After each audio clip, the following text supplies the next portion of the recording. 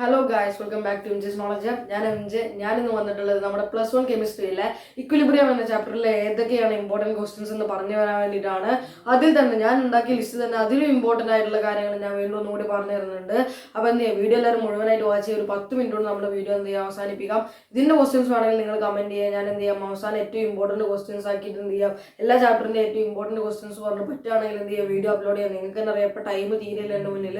എനിക്ക് ഇമ്പോർട്ടൻറ്റ് പറഞ്ഞാൽ മാത്രമേ പറ്റുള്ളൂ. പഠിക്കേണ്ടത് നിങ്ങളുടെ ഡ്യൂട്ടിയാണ്. എന്ത് ചെയ്യുക, പറ്റുന്ന അത്രയും നിങ്ങൾ പഠിക്കുക, എത്ര പറ്റുന്നോ അത്രയും ശ്രമിക്കുക, നിങ്ങൾ മാക്സിമം ട്രൈ ചെയ്യുക, അത്രേ ഉള്ളൂ. ഫുൾ മാർക്ക് ഒന്നും മേടിക്കണമെന്നൊന്നും ഒരു നിർബന്ധമില്ല. നിങ്ങളെ മാക്സിമം ട്രൈ ചെയ്യുക, അത്രേ ഉള്ളൂ. നമുക്ക് നേരെ എന്ത് ചെയ്യാം, വീഡിയോയിലേക്ക് പോകാം. അപ്പോൾ നമ്മുടെ ഷോർട്ട് ലിസ്റ്റ് അവിടെ തയ്യാറാക്കിയിട്ടുണ്ട്. ഇത്രയും കാര്യങ്ങളാണ് നിങ്ങൾ പഠിക്കേണ്ടത്. ഇതിൽ കുറേ ഇക്വേഷൻസ് കാര്യങ്ങളൊക്കെ ഉണ്ട്.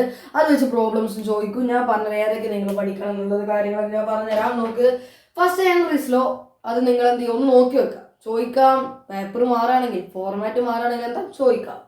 Solubility of gas in liquids. എന്താണ് ഗ്യാസിന്റെ സൊല്യൂബിലിറ്റി? ലിക്വിഡ്സിൽ എന്താണ് ഗ്യാസിന്റെ സൊല്യൂബിലിറ്റിനെ രണ്ട് കാര്യങ്ങൾ ഡിപ്പെൻഡ് ചെയ്യും. ടെമ്പറേച്ചറും പ്രഷറും തന്നെയാണ്. അതിന്റെ ഡിപ്പെൻഡ് ചെയ്യുന്ന കാര്യങ്ങളൊക്കെയാണ് solubility of gas in liquids. നോക്കി വെക്കുക, ഒന്ന് കൂടുമ്പോൾ എന്ത് കുറയും എന്നുള്ള കാര്യങ്ങളൊക്കെ എന്ത് ചെയ്യുന്നു നോക്കി വെക്കുക. ലോ ഓഫ് കെമിക്കൽ ഇക്വിലിബ്രിയം നിങ്ങൾ പഠിച്ചിരിക്കേണ്ട ഒന്നാണ്. ടിക്ക് ഇടുന്നുണ്ട്, ഇമ്പോർട്ടൻ്റ് മാർക്ക് ചെയ്യുന്നുണ്ട്. ലോ ഓഫ് കെമിക്കൽ ഇക്വിലിബ്രിയം എന്താടാ പഠിച്ചിരിക്കണം നിങ്ങൾ. കൂടാതെ ഈ ഒരു ഇക്വേഷൻ, KCയുടെ ഈ ഒരു ഇക്വേഷൻ നിങ്ങൾ എന്ത് ചെയ്യണം, പഠിച്ചിരിക്കണം. ഇത് വെച്ചിട്ട് എന്ത് ചെയ്യും, പ്രോബ്ലം ചോദിക്കും. എന്താണ് നിങ്ങൾക്ക് ഈ വാല്യൂസ് ഒക്കെ തരും. എന്നിട്ട് നിങ്ങളോട് സബ്സ്റ്റിറ്റ്യൂട്ട് ചെയ്തിട്ട് എന്ത് ചെയ്യാൻ പറയും, KC കാണാൻ പറയും. അപ്പൊ നിങ്ങൾ കണ്ടുപിടിക്കണം. കൂടാതെ നിങ്ങൾ ഒരു കാര്യം കൂടി ശ്രദ്ധിക്കണം. മോളാർ കോൺസെൻട്രേഷൻ ഓഫ് എന്താണ് പ്യുവർ സോളിഡ്സ് ആൻഡ് ലിക്വിഡ്സ്. സോളിഡ്സിന്റെയും ലിക്വിഡ്സിന്റെയും മോളാർ കോൺസെൻട്രേഷൻ നമ്മൾ എന്തായിട്ട് എടുക്കടാ, 1 ആയിട്ടാണ് എടുക്കുക. എന്തായിട്ട് എടുക്കുക, 1 ആയിട്ടാണ്. അതായത് നമ്മുടെ ഈ ഒരു ഇപ്പൊ സിമ്പിൾ ആയിട്ട് ഇക്വേഷൻ പറയുകയാണെങ്കിൽ എന്താ, C+O2 gives CO2. ഇതിലെല്ലാം ഗ്യാസ് ആണ്. അതായത് ലിക്വിഡ്സ് അല്ലാതെ ലിക്വിഡ്സ് ഒക്കെ വരികയാണ്. H2 + O2 gives to H2. H2 നമ്മൾ ലിക്വിഡ് ആക്കി എടുക്കുകയാണെങ്കിൽ ലിക്വിഡിന്റെ മോളാർ കോൺസെൻട്രേഷൻ നമ്മളിങ്ങനെ എഴുതൂല, KC എഴുതുമ്പോൾ അത് നമ്മൾ 1 ആയിട്ട് എടുക്കും. സോളിഡ് ഉണ്ടോ അത് നമ്മൾ 1 ആയിട്ട് എടുക്കും. പിന്നെ എന്ത് മാത്രമേ നമ്മൾ എടുക്കുള്ളൂ, അതായത് അക്വ സൊല്യൂഷൻ ആണെങ്കിൽ നമുക്ക് എന്ത് ചെയ്യാം, അത് തന്നെ എടുക്കാം. ഗ്യാസ് ആണെങ്കിൽ നമുക്ക് എന്ത് ചെയ്യാം, അതേ കോൺസെൻട്രേഷൻ തന്നെ എടുക്കാം. പക്ഷേ ലിക്വിഡോ സോളിഡോ ആണെങ്കിൽ നമ്മൾ 1 എടുത്തിരിക്കണം എന്നുള്ള കണ്ടീഷൻ കൂടി നമ്മൾ നോർത്ത് വെക്കുക. പിന്നെ ഈ ഒരു ഇക്വേഷനും കൂടി KC ഡാഷ്. എന്താണ് KC dash? KC for the എന്താണ് equilibrium constant for the reverse reaction. അതെന്താണ്, നമ്മൾ ഈ കണ്ട KCയുടെ 1/KC എടുത്താൽ മതി. ഈ കണ്ട KC തിരിച്ചിട്ടാൽ മതി. അപ്പൊ നമുക്ക് ഈ ആൻസർ കിട്ടും. പിന്നെ ഇതൊന്ന് ജസ്റ്റ് നോക്കിച്ചാൽ മതി. ഇത് വെച്ച് ഞാൻ അധികം പ്രോബ്ലംസ് ഒന്നും കണ്ടിട്ടില്ല. പക്ഷെ ഞാൻ എന്ത് ചെയ്യുന്നില്ല, കളിയൊന്നും ഇട്ട് വെക്കുന്നില്ല. നിങ്ങൾ നോക്കി വെക്കുക. ഇത് നിങ്ങൾ പഠിക്കണം. ഇതിന്റെ ഡെറിവേഷനും കൂടി ഒന്ന് നോക്കി വെക്കണം. വിത്ത് എന്താണ് ഡെറിവേഷനും കൂടി ഉണ്ട്. ആ ഡെറിവേഷനും കൂടി നിങ്ങൾ നോക്കി വെക്കണം.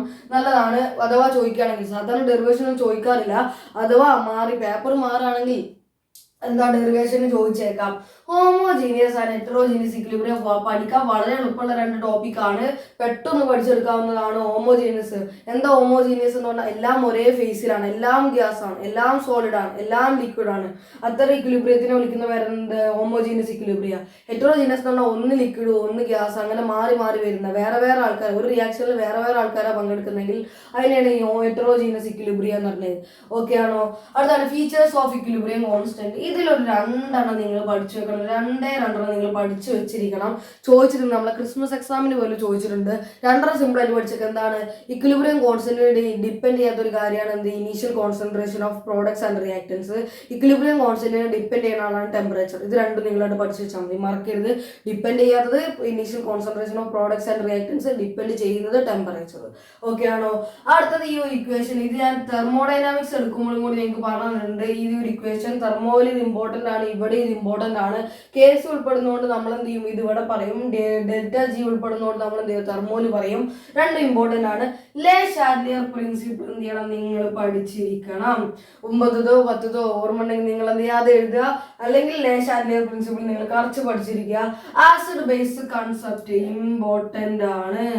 ആസിഡ് ബേസ് കോൺസെപ്റ്റ് എന്താണ്, ഇമ്പോർട്ടൻ്റ് ആണ്. ഏതൊക്കെയാണ്? അറീനിയസ് കോൺസെപ്റ്റ്, എന്താണ് ബ്രോൺസ്റ്റഡ് ലോറി കോൺസെപ്റ്റ് ആൻഡ് ആരാണ് ലൂയിസ് കോൺസെപ്റ്റ്. ഇതിൽ ഏറ്റവും ഇമ്പോർട്ടൻ്റ് ലൂയിസ് കോൺസെപ്റ്റ് ആണ്. അത് കൃത്യമായി പഠിച്ചിരിക്കുക.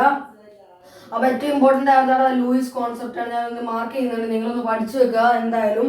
കോൺജുഗേറ്റ് ആസിഡ് ബേസ് പെയർസ് ഇതൊരു ഇമ്പോർട്ടൻ്റ് ആണ്. വൺ വേർഡ് വരും, വൺ വേർഡ് ചോദിക്കും നിങ്ങളോട്. ഞാൻ സിമ്പിൾ ആയിട്ടൊരു കാര്യം പറഞ്ഞാൽ എങ്ങനെയാണ് നിങ്ങൾക്ക് ആസിഡ് ബേസ് പെയർ എഴുതുക എന്നുള്ളത്. H2O എടുക്കുക. H2O കോൺജുഗേറ്റ് ആസിഡും കോൺജുഗേറ്റ് ബേസും എങ്ങനെയാണ് എഴുതാൻ നോക്കാം. അതിന് മുന്നേ നിങ്ങൾ ഒരു കാര്യം അറിയുക, ആസിഡ് എന്ന് പറഞ്ഞാൽ എന്താണ്? H+ അയോൺസിനെ വിട്ടു കൊടുക്കുന്ന ആളാണ്. കോൺജുഗേറ്റ് ആസിഡ് എന്ന് പറഞ്ഞാൽ H+ അയോൺസിനെ മേടിക്കും. എന്താണ് ആസിഡ് എന്ന് പറഞ്ഞാൽ നിങ്ങൾ അറിഞ്ഞിരിക്കണം, H+ വിട്ടു കൊടുക്കും. കോൺജുഗേറ്റ് ആസിഡ് ആണെങ്കിൽ H+ മേടിക്കും. അങ്ങനെയാണെങ്കിൽ ഇതിന്റെ സി ആസിഡ് എന്ന് തന്നെ സിമ്പിൾ ആയിട്ട് ചുരുക്കിയിട്ട് സി ആസിഡ് എന്ന് എഴുതുന്നുണ്ട്. കോൺജുഗേറ്റ് ആസിഡ് ആണെങ്കിൽ H+ വിട്ടു കൊടുക്കും. കോൺജുഗേറ്റ് ആസിഡ് ആണെങ്കിൽ ഇത് എന്റെ ട്രിക്കാണ്, നിങ്ങൾ എങ്ങനെ പഠിച്ചോ. കോൺജുഗേറ്റ് ആസിഡ് ആണെങ്കിൽ H+ മേടിക്കും. ഒരു H+ ഒന്ന് മേടിച്ചു നോക്കി, ഒരു H മേടിച്ചു നോക്കിയേ. അപ്പൊ എന്താ വെക്കുക, ഇവിടെ 3 H ആവും, H3O ആവും, ഒരു പ്ലസ് ഉണ്ടാവും, കാരണം H+നെയാണ് നമ്മൾ മേടിച്ചത്. കൂടാതെ കോൺജുഗേറ്റ് ബേസ് എന്ന് പറഞ്ഞാൽ കോൺജുഗേറ്റ് ബേസ് എങ്ങനെയാണ്? ബേസ് എന്ന് പറയുമ്പോൾ H+നെ മേടിക്കും. കോൺജുഗേറ്റ് ബേസ് എന്ന് പറയുമ്പോൾ H+നെ വിട്ടുകൊടുക്കും. ഇവിടുന്ന് ഒരു H+ പോയി കഴിഞ്ഞാൽ എന്താ, ഒരു H+ പോയി. അപ്പൊ ബാക്കി ആരുണ്ടാവുക? OH- ഉണ്ടാവുക. ഒന്ന് പോയി കഴിഞ്ഞാൽ മൈനസ്, OH- ഉണ്ടാവുക. അത്രേ ഉള്ളൂ. ഓക്കെ, അപ്പൊ ഇത് ഇത്രേ ഉള്ളൂ. ഇനി നമുക്ക് എന്ത് ചെയ്യാം? ഇത് സിമ്പിൾ ആയിട്ട് ഞാൻ നിങ്ങൾക്ക് പറഞ്ഞിട്ടുണ്ട്. അടുത്താണ് അയോണിക് പ്രോഡക്റ്റ് ഓഫ് വാട്ടർ. ഇതിന്റെ എന്താണ് ഈ ഡെഫിനേഷൻ ചോദിച്ചേക്കാൻ ഞാൻ ജസ്റ്റ് ടിക്കറ്റ് വെക്കുന്നുണ്ട്. എന്താണ് what is ionic product of water എന്ന് ചോദിച്ചാൽ എന്താണ്? It is A product of the molar concentration of ഇത് ഇൻറ്റു ഇത്. മോളാർ കോൺസെൻട്രേഷൻ ഓഫ് എന്താണ്? Hydronium ion and hydroxyl ion എന്ന് പറഞ്ഞാൽ മതി. അത്രേ ഉള്ളൂ. പിന്നെ pH ആൻഡ് POH പ്രോബ്ലംസ്, ഇത് വളരെ ഇമ്പോർട്ടൻ്റ് ആണ്. ഇതിൽ തന്നെ ഏറ്റവും ഇമ്പോർട്ടൻ്റ് നമ്മളെ H2SO4 പ്രോബ്ലം ആണ്. കാരണം H2SO4 ഡൈ ബേസിക് ആണ്. അതിന് 2 വട്ടം മുറിക്കാൻ പറ്റും. അങ്ങനെയാണെങ്കിൽ അതിന്റെ കോൺസെൻട്രേഷൻ തരുമ്പോൾ അതിന് എന്ത് ചെയ്യണം? 2 കൊണ്ട് മൾട്ടിപ്ലൈ ചെയ്യണം. അത് നിങ്ങൾ മറക്കും. ഡൈ ബേസിക്കും പോളി ബേസിക്കും ആയ ആൾക്കാരുണ്ട്. അവർ വരുമ്പോൾ എന്ത് ചെയ്യണം? 3 വട്ടം മുറിക്കാൻ പറ്റില്ല, 3 കൊണ്ട് മൾട്ടിപ്ലൈ ചെയ്യണം. 2 വട്ടമാണെങ്കിൽ 2 കൊണ്ട് മൾട്ടിപ്ലൈ ചെയ്യണം. ആരാണ്? H2SO4. പിന്നെ അങ്ങനത്തെ കുറച്ച് ആൾക്കാരുണ്ട്. കൂടാതെ നമുക്കറിയാം ഈ ഒരു ഇക്വേഷൻ, ഈ ഒരു സെക്ഷനിൽ ഈ ഒരു ഇക്വേഷൻ നിങ്ങൾ തീർച്ചയായും പഠിച്ചിരിക്കേണ്ട ഇക്വേഷൻ ആണ്. ആസിഡ് ആണ് വരുന്നതെങ്കിൽ ഇവര് ബേസ് ആണെങ്കിൽ ഈ 2 ഇക്വേഷൻ നിങ്ങൾക്ക് യൂസ് ചെയ്യാം. ആസിഡ് ബേസിന് ഇത് രണ്ടും, ആസിഡ് ബേസിന് ഇത് രണ്ടും ട്ടാ. മാർക്ക് ചെയ്ത് ബേസിന് എന്താണ്? ഈ 2 ഇക്വേഷൻ ആണ്. അല്ലെങ്കിൽ ആൽക്കലിക്ക് ബേസ് അല്ലെങ്കിൽ ആൽക്കലിക്ക് ഇക്വേഷൻ ആണ്. പിന്നെ അയോണിക് പ്രോഡക്റ്റ് ഓഫ് വാട്ടർ നമ്മൾ പറഞ്ഞു. അതുപോലെ തന്നെ വേറൊരാളാണ് Ka. എന്താണ്? അയണൈസേഷൻ കോൺസ്റ്റന്റ് ആണ്. Ionisation constant of weak acid, ionisation constant of weak base, രണ്ടിനും ഒരേ ഇക്വേഷൻ ആണ്. പ്രോബ്ലംസ് ചോദിക്കും, പ്രോബ്ലംസ് ഉണ്ട് നമ്മൾ NCERT C∝² വെച്ചുകൊണ്ട്. കൂടാതെ നമ്മൾ എന്ത് ചോദിക്കൂടാ, ഇതും കൂടെ നിങ്ങൾ പഠിച്ചേക്കുക. H3O+ കോൺസെൻട്രേഷൻ കാണാനും ആൽഫ എന്ന് പറഞ്ഞ ഡിസോസിയേഷൻ കോൺസ്റ്റന്റ് ആണ്. ആൽഫ എന്താണ്? ഡിസോസിയേഷൻ കോൺസ്റ്റന്റ് ആണ്. പിന്നെ C എന്ന് പറയുന്നത് കോൺസെൻട്രേഷൻ ആണ്. K എന്ന് പറഞ്ഞാൽ ionisation constant of weak acid, weak ബേസിൻ്റെത്. പിന്നെ OH- കാണാൻ വേണ്ടി നമ്മൾ എന്ത് ചെയ്യും? C∝ എന്ന് പറഞ്ഞ ഇക്വേഷൻ യൂസ് ചെയ്യും. K × Kb Kw ആണ്. PKB എന്ന് പറഞ്ഞാൽ 14 ആണ്. ഇതൊന്നും ഞാൻ വലിയ ഇമ്പോർട്ടൻ്റ് ഒന്നും പറയുന്നില്ല, പക്ഷെ പഠിച്ചു വെക്കുക. Hydrolysis of salt and pH of their solutions, ഇത് ഇമ്പോർട്ടൻ്റ് ആണ്. നിങ്ങൾക്ക് എന്തെങ്കിലും ഒരു എന്താണ് ഹൈഡ്രോളിസിസ് ഓഫ് ഒരു സോൾട്ട് തരും, എന്നിട്ട് അതിന്റെ pH കാണാൻ പറയും. എക്സാമ്പിൾ ആയിട്ട് NaCl ഞാൻ ഇവിടെ എടുക്കുകയാണ്. NaCl ഇത് സ്ട്രോങ് ആണോ, സ്ട്രോങ് ആസിഡ്, അതായത് ആസിഡ് ആണോ ബേസ് ആണോ ചോദിക്കും. വളരെ എളുപ്പമാണ്. NaCl അതായത് നിങ്ങൾക്ക് അങ്ങനെ ചോദിക്കും. ഒരു സോൾട്ട് തരും, എന്നിട്ട് എന്ത് ചെയ്യും? സ്ട്രോങ് ആണോ അതോ ആസിഡ് ആണോ ബേസ് ആണോ ചോദിക്കും. എന്താണ്? Hydrolysis of salt and pH of their solution, അവരുടെ സൊല്യൂഷൻ എന്താണ്? pH ചോദിക്കും. പിന്നെ pH കാണാന് രണ്ടും വീക്ക്. ഇവിടെ നമുക്കറിയാം ഇവിടെ ഒരു സെക്ഷനിൽ നമുക്ക് പറയുന്നുണ്ട് സ്ട്രോങ് ആസിഡും വീക്ക് ബേസും ചേർന്ന സ്ട്രോങ് എന്ത് കിട്ടും? ഒരു അസിഡിക് ക്യാരക്ടർ കിട്ടും. എന്ത്? സോൾട്ട് എന്താവും? അസിഡിക് ആവും. അതുപോലെ തന്നെ എന്താണ്? വീക്ക് ആസിഡ് സ്ട്രോങ് ബേസ് ചേർന്നാൽ എന്ത് കിട്ടും? വീക്ക് എന്ത് ബേസ് എന്താവും? ബേസിക് ആവും എന്ത്? നമ്മുടെ സോൾട്ട് എന്ന് പറയുന്നത്. രണ്ടും സ്ട്രോങ് ആണെങ്കിലും ന്യൂട്രൽ ആവും നമ്മുടെ സോൾട്ട് എന്ന് പറയുന്നത്.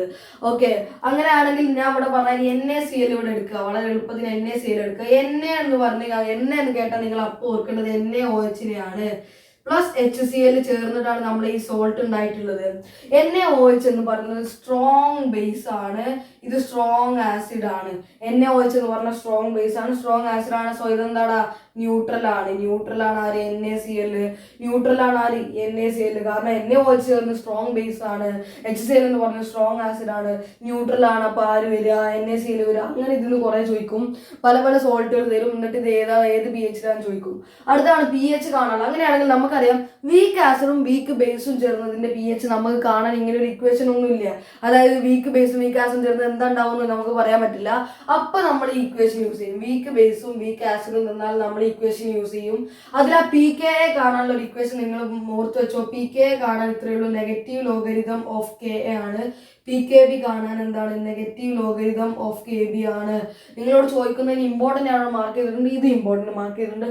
നിങ്ങൾ തീർച്ചയായിട്ടും ഈ പാഠത്തിൽ പഠിച്ചിരിക്കേണ്ട രണ്ട് കാര്യങ്ങളാണ് കോമൺ അയോൺ ഇഫക്റ്റും ബഫർ സൊല്യൂഷനും. അതിൽ തന്നെ അസിഡിക് ബഫറും ഉണ്ട്, ബേസിക് ബഫറും ഉണ്ട്. നിങ്ങൾ തീർച്ചയായും പഠിച്ചിരിക്കേണ്ട രണ്ട് കാര്യങ്ങളാണ് കോമൺ അയോൺ ഇഫക്റ്റും എന്താണ് ബഫർ സൊല്യൂഷനും. ബഫർ സൊല്യൂഷൻ എന്ന് പറഞ്ഞാൽ ഇത്രേ ഉള്ളൂ. ബഫർ സൊല്യൂഷൻ എന്താണ്, കോമൺ അയോൺ ഇഫക്റ്റ് നിങ്ങൾ പഠിക്കുക, ബഫർ സൊല്യൂഷൻ പഠിക്കുക. ഡെഫിനിഷൻ ഒക്കെ പറയുന്ന കുറച്ച് കാര്യങ്ങൾ ഇവിടെ പറയേണ്ടി വരും, അതുകൊണ്ട് ഞാൻ അതിക്കൊന്നും പോകുന്നില്ല. എന്താണ് അടുത്തത് പി എച്ച് കാണാൻ, അതായത് ഇത് അസിഡിക്കിന്റെ അതായത് ബഫർ സൊല്യൂഷൻ രണ്ടെണ്ണം ഞാൻ പറഞ്ഞു. ഒന്ന് അസിഡിക് ബഫറും ബേസിക് ബഫറും.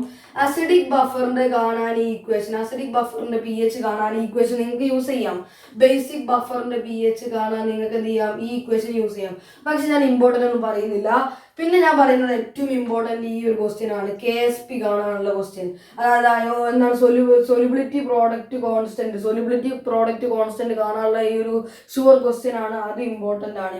ഇതിൽ ഇത്രയും ഞാൻ എത്ര പറഞ്ഞു, 1 2 3 4 5 6 7 8 9 പിന്നെ 10 11 ഇതൊറ്റ സെക്ഷൻ ആക്കി എടുത്തതിന് 12 അങ്ങനെ 13 14 കാണുന്നില്ല, 14 15 16 17 കാര്യങ്ങൾ ഞാൻ ഇമ്പോർട്ടൻ്റ് പറഞ്ഞിട്ടുള്ളൂ. കുറേ എഴുതിയില്ല, ആകെ 17 പറഞ്ഞിട്ടുള്ളൂ.